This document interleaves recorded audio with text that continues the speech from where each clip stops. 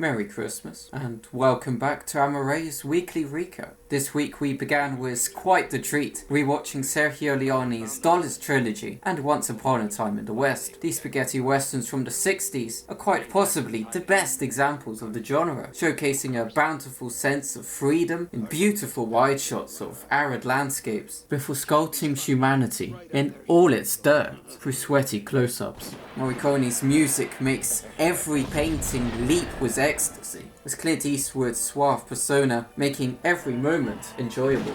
However, Leone's films do start a little rough around the edges, especially in terms of writing, as the dialogue leaves much to be desired and the bad dubbing exacerbate the shoddy acting. Nevertheless, his craft only improves with each subsequent film, leading to climaxes of pure catharsis, where the intertwining of cinematography and music achieve a status of raw, emotional power in the atmospheric build-up to their final shootouts.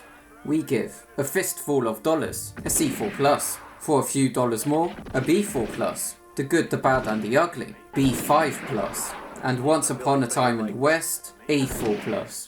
Next up is in fact our very first Werner Herzog film. Aguirre, The Wrath of God appears to be fairly similar to the likes of Apocalypse Now, transposing Conrad's Heart of Darkness to the Amazon as they sail down its river in search of the mythical El Dorado. This is certainly an interesting dissection of human greed and ambition, though we weren't all that impressed by its presentation. We certainly weren't expecting a comedy, as dark as the humour might be, which at least made the weak pacing and unengaging story somewhat funny. Herzog does attempt to say a lot through subtle techniques, so we understand why this might be so admired by many art house enthusiasts, but we simply did not connect with the film all that well. We give Aguirre, The Wrath of God a C3. Now for a film that we genuinely can't account for any degree of praise. The War of the Worlds.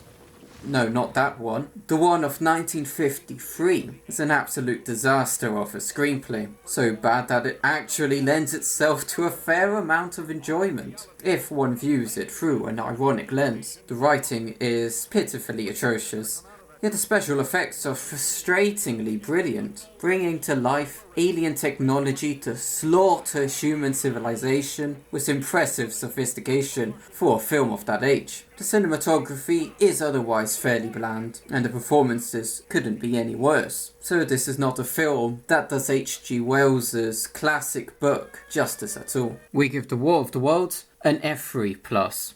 Finishing off the week is another iconic sci-fi film from the 50s. Only this time, we definitely enjoyed it. Forbidden Planet is still let down by weak writing and questionable performances. But at the very least, it attempts to engage with the genre with immense creativity and passion. The dialogue is certainly not its strongest point, which does unfortunately create for a difficult viewing experience. Yet the plot is crafted with several layers that feed into each other to make for a fascinating exploration of the dangers of power, technology, and genius. And of course, the special effects are even better here than The War of the Worlds, creating an entirely alien world that leads into entirely alien technology, built to an immense, sublime scale. We give Forbidden Planet a C3 star.